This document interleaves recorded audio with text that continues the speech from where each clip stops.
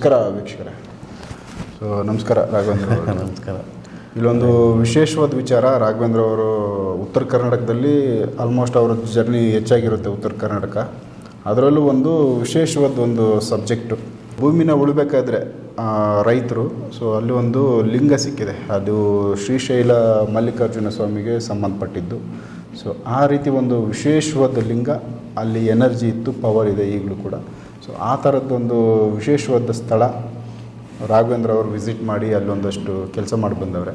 ಆ ಅನುಭವಗಳನ್ನ ಅಲ್ಲೇನಾಯಿತು, ಹೇಗಿದೆ, ಏನು, ಆ ವಿಚಾರ ನಿಮ್ಮ ಮುಂದೆ ಶೇರ್ ಮಾಡಿಸ್ತಾ ಇದ್ದೀನಿ. ಸೊ ರಾಘವೇಂದ್ರ ಅವರೇ, ಆ ವಿಚಾರಕ್ಕೆ ಬನ್ನಿ. ಕಂಪ್ಲೀಟ್ ಅದು ಯಾವ ರೀತಿ ಅದು ಒಂದು ವಿಶೇಷವಾದ್ದು ಅಂತ ಹೇಳ್ಬೋದು ನಾವು. ಏನೆಲ್ಲ ಒಂದು ಪವಾಡುಗಳಲ್ಲಿ ಇರುತ್ತೆ ಮತ್ತು ಯಾವ ರೀತಿ ಅದು ಸಿಕ್ಕಿದೆ, ಆಗ ಜನ ಯಾವ ರೀತಿ ಇವಾಗ ಅದನ್ನು ನೋಡ್ಕೊತಾ ಇದೆ.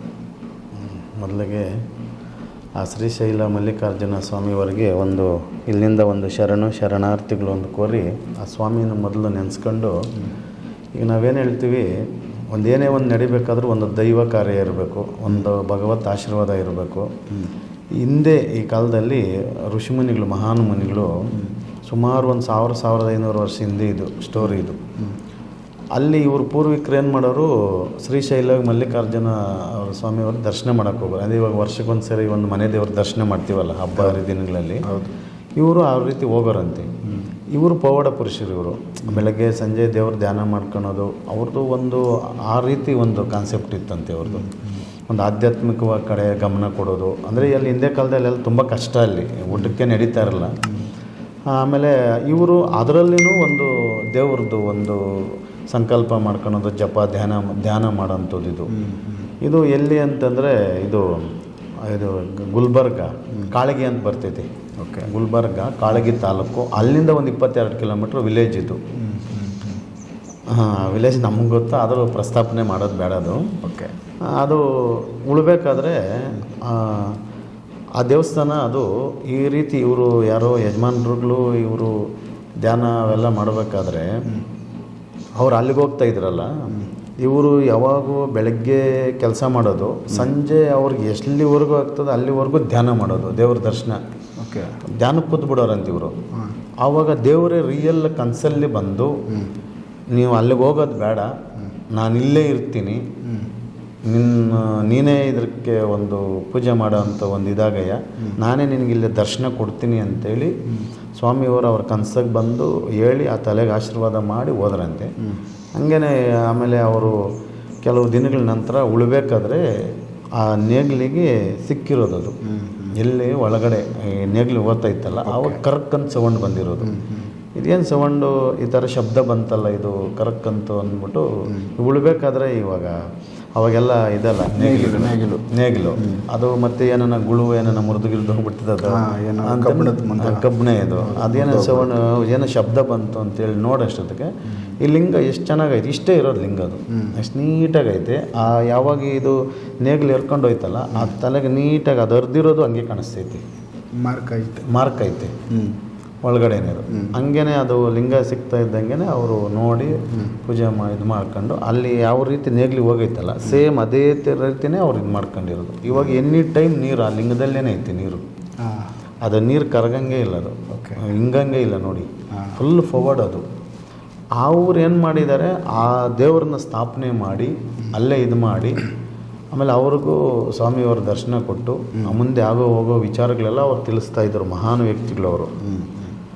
ಅದೇನಾಗೈತೆ, ಬತ್ತ ಅವ್ರದ್ದು ಒಬ್ಬ ಮನುಷ್ಯನಿಗೆ ಆಯುಸ್ ಮುಗಿದ ಮೇಲೆ ಅವ್ರೇನು ಮಾಡಿದ್ದಾರೆ, ಒಂದು ಅಲ್ಲೇ ದೇವ್ರ ಮುಂದೆಗಡೆನೇ ಜೀವ ಸಮಾಧಿ ಆಗಿದ್ದಾರೆ ಅವರು ಕೂಡ. ರಿಯಲ್ ಅದು. ಅವ್ರು ನೋಡಿ, ಇದು ಹಿಂದೆ ಕಾಲದಲ್ಲಿ ನಮ್ಮ ತಾತವರೆಲ್ಲ ಹೇಳೋರು ನನಗೆ, ನಾವೊಂದು ವೀರಬ್ರಹ್ಮೇಂದ್ರ ಸ್ವಾಮಿಗಳದ್ದೊಂದು ಸಿನಿಮಾ ನೋಡಿದ್ದೀರಿ, ಅದರಲ್ಲಿ ನೋಡಿ ಎಷ್ಟು ಚೆನ್ನಾಗಿ ಅವರು ಇದು ಮಾಡಿ ಅವ್ರ ಮೇಲೆ ಒಳಗಡೆ ಗವಿತಾರೆ, ಹೋಗೋದಕ್ಕೆ ಬರೋದಕ್ಕೆಲ್ಲ ಅವರು ರಿಯಲ್ ಅವರು ಆ ರೀತಿಯೇ ಮಾಡ್ಕೊಂಡಿದ್ದಾರೆ. ಒಳಗಡೆ ತೋಡ್ಬಿಟ್ಟು ಒಂದು ಗದ್ಗೆ ಥರನೂ ಮಾಡಿದ್ದಾರೆ. ಆಮೇಲೆ ಆ ಒಳಗಡೆ ಹೋಗೋದಕ್ಕೆ ಈಚೆಗಡೆ ದಾರಿ ಥರ ಮಾಡ್ಕೊಂಡಿರ್ತಾರೆ, ಅದೇ ಕಲ್ಲೆಲ್ಲ ಅಡ್ಡ ಹಾಕ್ಬಿಟ್ಟು ಅದು ನೀಟಾಗಿ ಎಷ್ಟು ಚೆನ್ನಾಗಿದ್ದಾರೆ. ನಮ್ಮ ವೀಕ್ಷಕರಿಗೆ ವೀಡಿಯೋದಲ್ಲಿ ತೋರಿಸ್ಬೇಕದು. ಅವ್ರ ರೀತಿ ಎಲ್ಲ ಅನ್ನೋದು ಅವ್ರ ಜೀವಕವಾಗಿರೋದು. ಕಾಲ ಕ್ರಮೇಣ ಬತ್ತ ಈಗಿನ ಜನ್ರೇಷನ್ ಆಯಿತು. ಇದು ಅಲ್ಲಿ ಶಕ್ತಿ ಹೆಂಗೆ ಕಟ್ಟಾಗೈತೆ ಅಂತೇಳಿ ಡಾಕ್ಟ್ರ್ ಕಂಡುಹಿಡ್ದಿರೋದು ಇದು. ಹೌದಾ? ಡಾಕ್ಟ್ರ್ ಕಂಡಿರೋದು ಇದು. ಓಕೆ. ಇದು ನಾವು ಹೋದ ಎಪಿಸೋಡಲ್ಲಿ ಮಾಡಿದ್ವಲ್ಲ, ಗುಲ್ಬರ್ಗ ಒಂದು ಎಣ್ಣೆ ಫ್ಯಾಕ್ಟ್ರಿ ಎಲ್ಲೇನೋ ಸಮಸ್ಯೆ ಆಗಿತ್ತು ಅಂತೇಳಿ ಅವರು ನಮ್ಮ ಎಪಿಸೋಡ್ ನೋಡಿ ಅಲ್ಲಿ ಕರೆಸಿರೋದು. ಆ ಫ್ಯಾಕ್ಟ್ರಿದೆಲ್ಲ ನಾವು ಕ್ಲಿಯರ್ ಆದಮೇಲೆ ಅವರು ಇಲ್ಲಿ ನಮ್ಮ ಬೆಂಗಳೂರಲ್ಲೇ ಡಾಕ್ಟ್ರು, ಇವರು ಒಂದು ಉನ್ನತ ಸ್ಥಾನದಾಗಿರೋಂಥ ದೊಡ್ಡ ಡಾಕ್ಟ್ರು. ಆಮೇಲೆ ಅವರು ಈ ಥರ ಎಲ್ಲ ಕರೆಸಿದ್ದೆ, ಈ ಥರ ಕ್ಲಿಯರ್ ಮಾಡಿದೆ ಅಂತ. ಅವ್ರಿಗೆ ನೋಡ್ರಿ, ಅವರು ಅಲ್ಲಿಗೆ ಹೋಗಿ ಅವರು ಪರ್ಫೆಕ್ಟ್ ಕಂಡುಹಿಡಿದಿದ್ದಾರೆ ಆ ಎನರ್ಜಿ. ಅಂದರೆ ಅವ್ರು ಏನು ಹೇಳ್ತಾ ಇದ್ದಾರೆ, ದೇವಸ್ಥಾನದಲ್ಲಿ ಎನರ್ಜಿ ಕರೆಕ್ಟ್ ಆಗೈತೆ, ಇವ್ರದ್ದು ಎನರ್ಜಿ ಯಾರೋ ಕಟ್ ಮಾಡಿದ್ದಾರೆ, ಅಲ್ಲಿ ಏನೋ ಸಮಸ್ಯೆ ಐತೆ ಅಂತೇಳಿ ಅವ್ರು ಹೇಳಿರೋದು. ಆಮೇಲೆ ಅವರೇ ಹೌದಾ ಅಂತೇಳ್ಬಿಟ್ಟು ನೀನು ಸುಮ್ಮನೆ ಇರೋವೆಲ್ಲ ಅವ್ರ ಅಣ್ಣ ಅವೆಲ್ಲ ನಂಬಿಕೆ ಅಂತಂದರೆ ಅವ್ರು ಆಲ್ರೆಡಿ ಅವ್ರ ಫ್ಯಾಕ್ಟ್ರಿ ರೆಡಿ ಮಾಡಿದ್ದೀವಿ, ಮತ್ತು ದೇವಸ್ಥಾನದಲ್ಲಿ ಎನರ್ಜಿ ಐತೆ, ಮುಂದೆಗಡೆ ಎನರ್ಜಿ ಇಲ್ಲ ಅಂತ ಅಂದ್ಬಿಟ್ಟು ಇಲ್ಲ ಅಂದ್ಬಿಟ್ಟು ಅವರು ಮತ್ತೆ ಬಂದಿದ್ದಾರೆ ಅವರು. ಮತ್ತು ನಾನು ಹೇಳ್ದೆ ಅವ್ರದ್ದೇನೋ ಒಂದು ಇದಾಗಿ ನೀವು ಬಂದೇ ಬರ್ತೀರಿ ಅಂತ ಹೇಳಿದ್ದೆ ನಾನು. ಮತ್ತೆ 2ನೇ ದಿನಕ್ಕೆ ಬಂದರು ಅವರು, ಇವ್ರ ಜೊತೆ ಕರ್ಕೊಂಬಂದರು. ಆಮೇಲೆ ಗುರುಗಳೇ ಈ ರೀತಿ ಎಲ್ಲ ಆಗೈತೆ, ಅಲ್ಲೇನೋ ಸಮಸ್ಯೆ ಐತೆ ಅಂತಂದರು. ಆಮೇಲೆ ಅಲ್ಲಿ ದೇವಸ್ಥಾನದಲ್ಲಿ ಪರ್ಫೆಕ್ಟು, ಮುಂದೆಗಡೆ ನಮ್ಮ ಹಿರಿಯರ್ಗೆ ಅದು ಶಕ್ತಿ ಏನೋ ನನಗೆ ದಿಗ್ಬಂಧನ ಆಗೈತೆ. ನನಗೆ ಅಲ್ಲಿ ಹೋಗಿ ಧ್ಯಾನಕ್ಕೆ ಕೂತ್ಕೊಂಡ್ರೆ ಹಿಡಿತೈತೆ, ಏನೋ ನನಗೆ ಅದು ಮುಂದಕ್ಕೆ ಹೋಗ್ತಾ ಇಲ್ಲ, ಧ್ಯಾನ ಮುಂದಕ್ಕೆ ಹೋಗ್ತಾ ಇಲ್ಲ, ಏನೋ ನನ್ನೇ ಸುತ್ತೈತೆ ಅಂತ. ಆಮೇಲೆ ನಾವು ಇಲ್ಲೇ ಕೂತ್ಕೊಂಡು ಇಲ್ಲ ಅವ್ರದ್ದು ಸುಮಾರು ಬಹಳ ವರ್ಷಗಳಿಂದನೇ ದಿಗ್ಬಂಧನ ಆಗೈತೆ, ಯಾರೋ ಅವರು ಆ ಋಷಿಮುನಿಗಳಿಗೆ ತೊಂದರೆ ಮಾಡಿದ್ದಾರೆ. ಮತ್ತು ಅಲ್ಲಿ ಬಿಟ್ಟರೆ ಪಕ್ಕದಲ್ಲಿ ಮರ ಐತೆ, ಆ ಮರದಲ್ಲೇನೂ ಶಕ್ತಿ, ಅಂದರೆ ಇಲ್ಲಿ ದಿಗ್ಬಂಧನ ಬಿಚ್ಚಿದ್ರು ಆ ಮರದಾಗಿರೋ ಶಕ್ತಿನ ದಿಗ್ಬಂಧನ ಬಿಚ್ಚಬಾರ್ದು, ಅಲ್ಲಿಂದ ಮತ್ತೆ ಲಾಕ್ ಆಗಬೇಕು, ಆ ರೀತಿ ಮಾಡಿದ್ರು ಅದು. ಓಹೋ, ಓಕೆ.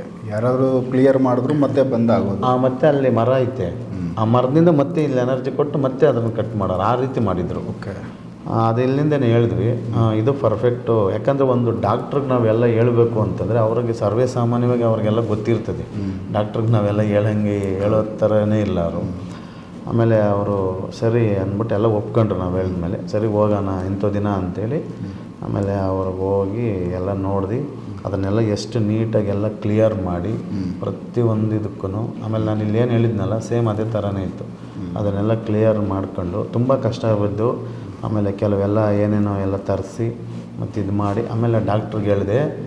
ನಾನು ಮೊದಲೇ ಹೇಳಿದ್ದೆ ಅಲ್ಲೆಲ್ಲ ಕಟ್ಟು, ಇವಾಗ ಡಾಕ್ಟ್ರೇ ಇವಾಗ ನಿಮ್ಮ ಅನುಭವ ಇದು, ನಿಮಗೆ ಒಂದು ಪೇಷೆಂಟ್ಗೆ ನೀವು ಟ್ರೀಟ್ಮೆಂಟ್ ಕೊಟ್ಟಾಗ ಪೇಷೆಂಟು ಆಕ್ಷನ್ ರಿಯಾಕ್ಷನ್ ಯಾವ ರೀತಿ ಇರ್ತದೆ, ನಿಮ್ಮ ಅನುಭವ ಇಲ್ಲಿ ನಾನು ಏನು ಕೆಲಸ ಅನ್ನೋದು ನಿಮಗೆ ತೋರಿಸ್ತೀನಿ, ನೀವು ಮತ್ತೆ ನನಗೆ ಹೇಳ್ತೀರಿ ಅಂತ ಹೇಳಿದ್ದೆ ನಾನು. ಇದು ನೋಡ್ರಿ ಯಾವ ರೀತಿ ಅಂತೇಳಿ. ಡಾಕ್ಟ್ರು ಯಾವ ರೀತಿ ಅಂತಂದರು, ಇದೆಲ್ಲ ನನ್ನ ದಿಗ್ಬಂಧನ ಬಿಚ್ಚಿದ್ರೆ ನಿಮಗೆ ಈಗ ಹೊಟ್ಟೆ ಹಸು ಸ್ಟಾರ್ಟ್ ಆಗ್ತೈತಿ, ಅಂದರೆ ಹೊಟ್ಟೆ ಹಸು ಆಗುತ್ತೆ, ನಿಮಗೊಂದು ಬಂಡಿ ಅನ್ನ ತಿನ್ನಬೇಕೀಗ, ಅಷ್ಟು ಹೊಟ್ಟೆ ಹಸು ಬೇಕೀಗ, ಸುಸ್ತಾಗೋತೀರಿ ಅಂತಂದೆ. ಅವರು ಆ ರೀತಿ ಗುರೂಜಿ ಅವರು ಗೊತ್ತು ಆದ್ರೂ ಇರ್ಬೋದು, ಯಾಕಂದರೆ ಆಲ್ಮೋಸ್ಟ್ ನಾನು ಹೇಳಿದ್ನಲ್ಲ, ನೋಡೋಣ ಗುರೂಜಿ ಹಂಗಾದರೆ ನನಗೆ ಆ ರೀತಿ ಇದಾಗಲ್ಲ, ಆದರೂ ನೋಡ್ಬಿಡೋಣ ಅಂತಂದರು. ನಾನೆಲ್ಲ ಕ್ಲಿಯರಾಗಿ ಅವ್ರದ್ದು ಋಷಿಮುನಿಗಳದ್ದು ಮತ್ತು ದೇವ್ರದ್ದೆಲ್ಲ ಕನೆಕ್ಟಿವಿಟಿ ತಗೊಂಡು ಪೂರ್ತಿ ಕ್ಲಿಯರ್ ಆದಮೇಲೆ ಅವರು ಬಂದು ನಮಗೆ ಹೇಳ್ತಾ ಇದ್ದಾರೆ, ಹೊಟ್ಟೆ ಎಸಿತದಪ್ಪ, ಸುಸ್ತು ಗುರೂಜಿ, ನನಗೆ ಈಗ ಬೇಕು ಅನ್ನ, ಊಟ, ಹೊಟ್ಟೆ ಸಿಕ್ಕಾಪಟ್ಟೆ ಎಸಿತ ನೋಡ್ರಿ, ನೀವು ಹೇಳಿದ ಸತ್ಯ ಅಂತೇಳಿ ಅವ್ರು ಒಪ್ಕೊಂಡ್ರಿ ಈಗ ಅಲ್ಲಿ. ಸೊ ಇದು ಕ್ಲಿಯರ್ ಆಯಿತು, ಅಲ್ಲಿ ಏನು ಹೇಳಿದ್ರಿ ಅದಾದ ಕೂಡಲೇ ಅಲ್ಲಿ ಕ್ಲಿಯರ್ ಆಯಿತು, ಡಾಕ್ಟ್ರಿಗೇನೆ ತೋರಿಸ್ತೀವಲ್ಲ, ಕನ್ಫರ್ಮ್ ಆಯಿತು, ಕನ್ಫರ್ಮ್ಗೆ ಆಯಿತು. ಡಾಕ್ಟ್ರ್ ನಾವು ಏನೇನು ಹೇಳಿದ್ದೀವಿ ಕೆಲವೆಲ್ಲನೂ ಅದು ಅವ್ರಿಗೆ ಅನುಭವ ಅಲ್ಲಿ ಬಂತದ್ದು, ತುಂಬ ಅನುಭವ ಅವರು. ಆಮೇಲೆ ಅವ್ರು ಒಪ್ಕೊಂಡ್ರು, ಇದು ನನಗೆ ಪರ್ಫೆಕ್ಟ್, ಇದು ನನಗೆ ಸುಮಾರು ವರ್ಷಗಳಿಂದ ಈ ರೀತಿ ಹಿಡಿತಾ ಇತ್ತಿದು, ನನಗಿದ್ರ ತುಂಬ ಇದು ಸಮಸ್ಯೆ ಇತ್ತು, ಇವತ್ತು ಕ್ಲಿಯರ್ ಆಯಿತು, ನೀವು ಏನೇನು ಹೇಳಿದ್ರೆ ಅದು ಅನುಭವ ನನಗೆಲ್ಲ ಈಗ ಅನುಭವಿಸ್ತಾ ಇದ್ದೀನಿ, ಪರ್ಫೆಕ್ಟ್ ಅನುಭವ ಆಯಿತು ಗುರೂಜಿ ಅಂಥೇಳಿ ತುಂಬ ಒಂದು ಅಪ್ರಿಸಿಯೇಟ್ ಮಾಡಿ ಅದನ್ನೆಲ್ಲ ಮುಗಿಸ್ಕೊಂಡು ಬಂದ್ವಿ. ಅದು ಬರಬೇಕಾದ್ರೆ ನಾವು ಕ್ಲಿಯರ್ ಮಾಡ್ಕೊಂಡು ಬಂದಲ್ಲ, ಆ ಶಕ್ತಿಗಳು ನಮಗೆ ಎಷ್ಟು ಹಿಂಬಾಲಿಸ್ತು ಅಂದರೆ, ಅವರಿಗೆ ನೋಡಿದ್ರು ಡಾಕ್ಟ್ರು, ನಾವು ಮುಂದೆಗಡೆ ಕಾರಲ್ಲಿ ಕೂತಿದ್ದೀವಿ, ಅವ್ರ ಹಿಂದೆಗಡೆ ಕೂತಿದ್ದಾರೆ.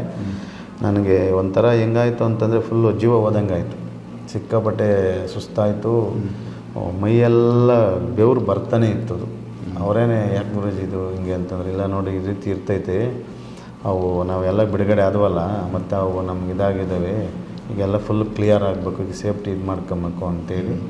ಆಮೇಲೆ ಮತ್ತೆ ನನ್ನ ಅರ್ಧ ಗಂಟೆ ನನಗೇನು ಮಾತಾಡಿಸ್ಬೇಡಿ ಅಂತಂದೆ ನಾನು. ಆಮೇಲೆ ಅವರೇ ತುಂಬ ಭಯಪಟ್ಬಿಟ್ರು, ಇದೇನು ಹಿಂಗಾಗೋಯ್ತು ಅಂತೇಳಿ. ಕೆಲವು ವಿಚಾರಗಳು ನಾವು ಆ ರೀತಿಗೆ ಹೋದಾಗ ತುಂಬ ಅನುಭವ ಇರಬೇಕು, ತುಂಬ ಇವೆಲ್ಲ ಭಾರಿ ಜಾಗೃತವಾಗಿ ಹುಷಾರಾಗಿ ಮಾಡಬೇಕು. ನಾವೇನು ಇಲ್ಲಿಂದ ಅಲ್ಲಿಗೆ ಹೋಗಿರ್ತೀವಿ, ಅಲ್ಲಿ ಏನೇನು ಶಕ್ತಿಗಳು ಅನ್ನೋದು ನಾವು ಇಲ್ಲಿಂದನೇ ಆ ಥರ ಎಕ್ಸ್ಪೆಕ್ಟೇಷನ್ ಇಟ್ಕೊಂಡಿರೋಕ್ಕಾಗಲ್ಲ. ಆಮೇಲೆ ನಾವು ಮಲಗಿದ್ವಿ, ಒಂದು ಅರ್ಧ ಗಂಟೆ ಮಲಗಿ ಆಮೇಲೆ ಅಲ್ಲಿ ಸ್ವಲ್ಪ ನಿಲ್ಲಿಸಿ ಸೈಡ್ಗೆ ಹಾಕಿ ಏನೇನು ಬೇಕು ಎಲ್ಲ ನಾವು ಕ್ಲಿಯರ್ ಮಾಡ್ಕೊಂಡು ರಿಲೀಫ್ ಮಾಡ್ಕೊಂಡ್ವಿ. ಈ ಥರ ಕೆಲವು ಶಕ್ತಿಗಳು ನಮ್ಮನ್ನು ಹಿಂಬಾಲಿಸ್ತಾ ಇರ್ತವೆ, ಕೆಲವು ಕೆಲಸಗಳು ಆಗೋದಕ್ಕೂ ಬಿಡಲ್ಲ. ಇವು ರೀತಿ ಇರ್ತವೆ ಅವು. ಯಾಕಂದರೆ ಅಲ್ಲಿ ಕ್ಲಿಯರ್ ಆದಮೇಲೆ ಮತ್ತು ಅವನು ಮಾಡಿರ್ತಾನಲ್ಲ, ಮತ್ತು ಅಲ್ಲಿಗೆ ಹೋಗಂಗಿಲ್ಲ ಅವು. ಓಕೆ, ಮತ್ತು ಅವನು ಹೋದರೆ ಮತ್ತು ಇಲ್ಲೇನಕ್ಕೆ ಬಂದರೆ ಅಲ್ಲಿ ಕೆಲಸ ಮಾಡ್ದಿರ ಅಂತೇಳಿ ಅವನು ಇದು ಮಾಡ್ತಾನೆ ಅಂದ್ಬಿಟ್ಟು ಅವಾಗ ಏನು ಬೇಕೋ ಎಲ್ಲ ಮಾಡಿ ಕ್ಲಿಯರ್ ಮಾಡ್ಕೊಂಡು ನಾವು ಸೇಫ್ಟಿ ಮಾಡ್ಕೊಂಡು ಅವ್ರಿಗೂ ಸೇಫ್ಟಿ ಇದು ಮಾಡಿ ಈ ರೀತಿ ಕ್ಲಿಯರ್ ಮಾಡ್ಕೊಂಡು ಬಂದ್ವಿ. ಇವತ್ತೆಲ್ಲ ಚೆನ್ನಾಗಿ ನಡೀತೈತೆ. ಒಂದು ಪೂಜೆ ಪುನಸ್ಕಾರಗಳಾಗಲಿ ಅವ್ರಿಗೆ ಡಾಕ್ಟ್ರು ತುಂಬ ಒಂದು ಅಪ್ರಿಸೆಟ್ ಮಾಡ್ತಾರೆ, ತುಂಬ ನಮಗೊಂದು ಒಳ್ಳೇದು ಮಾಡಿಕೊಟ್ರು. ಯಾಕಂದರೆ ಇಲ್ಲಿ ಕೆಲವು ಅವರೆಲ್ಲ ಬಂದು ಅಂದರೆ ಬಿಸ್ನೆಸ್ ಅವರು, ಯಾರು ಅವ್ರ ಅಣ್ಣವರು ದೊಡ್ಡ ಬಿಸ್ನೆಸ್ ಉದ್ಯೋಗದಲ್ಲಿರೋಂಥವ್ರು. ಇವರು ಬಂದು ಡಾಕ್ಟ್ರು. ಇವ್ರಿಗೆಲ್ಲ ಗೊತ್ತಿರ್ತೈತೆ ಇಲ್ಲಿ ಏನೋ ಒಂದು ಇದು ಮಾಡೋಂಥಲ್ಲ. ಅವ್ರಿಗೂ ನನ್ನ ನೋಡಿದ್ರು ಅವರು ತುಂಬ, ಅವರೇ ಇದೇನು ಈ ರೀತಿ ಆಗೋಗಿದ್ದೀರಿ ಅಂತೇಳಿ ಪಾಪ ಅವರೇ ತುಂಬ ಒಂದು ಇದು ಮಾಡ್ಕೊಂಡ್ರು. ಆರಾಮಾಗಿ ರೆಸ್ಟ್ ಮಾಡಿಬಿಡಿ, ನೀವು ನಿಮ್ಗೇನು ಬೇಕೆಲ್ಲ ಕ್ಲಿಯರ್ ಮಾಡ್ಕೊಳ್ರಿ ಅಂತೇಳಿ ನಮಗೂ ಅವರು ಸಹಾಯ ಮಾಡಿದ್ರು. ನೋಡಿ ಆ ರೀತಿ ಇರ್ತದೆ. ಕೆಲವೆಲ್ಲ ತುಂಬ ಹುಷಾರು, ಆಮೇಲೆ ಭಾರಿ ಜಾಗೃತಿವಾಗಿ ಮಾಡಬೇಕು. ಇವೆಲ್ಲ ತುಂಬ ಅನುಭವ ಇದು ಮಾಡಬೇಕು ಈ ಕೆಲಸಗಳು. ಸೊ ಮಾಡಿದ್ರೆ ಡೇಂಜರ್, ಮಾಡಿದ್ರೆ ಕೆಲವು ಡೇಂಜರ್ ಅನ್ನೋದಕ್ಕಿಂತ ನಾವು ಮಂಗ್ಳೂರಿಗೆ ಹೋಗ್ಬೇಕಾದಾಗ ಏನೇನು ನಡೆದೈತೆ ಅನ್ನೋದು ಗೊತ್ತೈತಲ್ಲ. ಸೊ ಹೆಚ್ಚು ಕಮ್ಮಿ ಆಗ್ತೈತಿ ಆ ರೀತಿ. ಸೊ ವೀಕ್ಷಕರೇ, ಇದೊಂದು ದೇವಸ್ಥಾನದ್ದೇ ವಿಚಾರ. ಬಟ್ ಆ ಶಕ್ತಿಗಳಲ್ಲಿ ಏರುಪೇರಾಗಿ ತೊಂದರೆಗಳಾಗಿದ್ದು, ಮತ್ತು ಯಾರಾದರೂ ಬಂದು ಅಲ್ಲಿ ಸರಿ ಮಾಡಿಕೊಟ್ಟಾದ್ಮೇಲೂ ಮತ್ತೆ ಅದು ವಾಪಸ್ಸು ಯಥಾಸ್ಥಿತಿ ಹಾಗೇ ಇರೋದು. ಬಟ್ ಅಲ್ಲಿ ಮೂಲ ಸರಿ ಮಾಡೋಕ್ಕಾಗಿರಲಿಲ್ಲ. ಆ ಮೂಲನ ಯಾವಾಗ ಸರಿ ಮಾಡಿದ್ರು ಅದಾದಮೇಲೆ ಈಗ ಸರಿ ಇದೆ. ಈಗ ಅಲ್ಲಿ ಏನೂ ಸಮಸ್ಯೆ ಇಲ್ಲ, ಚೆನ್ನಾಗಿದ್ದಾರೆ. ಸೊ ಆ ವಿಡಿಯೋಗಳು ನಿಮಗೆ ತೋರಿಸ್ತೀವಿ ನಾವು. ಸೊ ಈ ಥರದ್ದು ಒಂದಷ್ಟು ಗಂಭೀರವಾದ ವಿಚಾರಗಳು ರಾಘವೇಂದ್ರ ಅವರು ಹೋಗಿ ಹ್ಯಾಂಡಲ್ ಮಾಡಿ ಅದಕ್ಕೊಂದು ಪರಿಹಾರ ಕೊಟ್ಟು ಬಂದಿದ್ದಾರೆ. ಸೊ ಅವುಗಳನ್ನ ನಿಮ್ಮ ಗಮನಕ್ಕೆ ತೊಗೊಂಬಂದಿದ್ದೀವಿ. ನಿಮ್ಮ ಸುತ್ತಮುತ್ತ ಯಾವುದಾದ್ರೂ ಈ ಥರದ್ದು ಏನಾದರೂ ಸಮಸ್ಯೆಗಳು ನಿಮ್ಮ ಕಣ್ಣಲ್ಲಿ ಕಂಡಿದ್ದರೆ ಸೊ ಅವುಗಳಿಗೂ ಕೂಡ ಪರಿಹಾರಗಳು ಈ ಥರ ಒಂದು ಈ ವಿಚಾರಕ್ಕೆ ಸಂಬಂಧಪಟ್ಟವು ಇದ್ದರೆ ರಾಘವೇಂದ್ರ ಅವ್ರ ಕಡೆಯಿಂದ ಪರಿಹಾರ ಸಿಗುತ್ತೆ ಅಂತೇಳಿ ನಾವು ಹೇಳ್ತಾ ಸೊ ಎಪಿಸೋಡ್ ಮುಗಿಸ್ತೀವಿ. ನೆಕ್ಸ್ಟು ಬೇರೆ ವಿಚಾರಗಳು ಮಾತಾಡ್ತೀವಿ. ನಮಸ್ಕಾರ.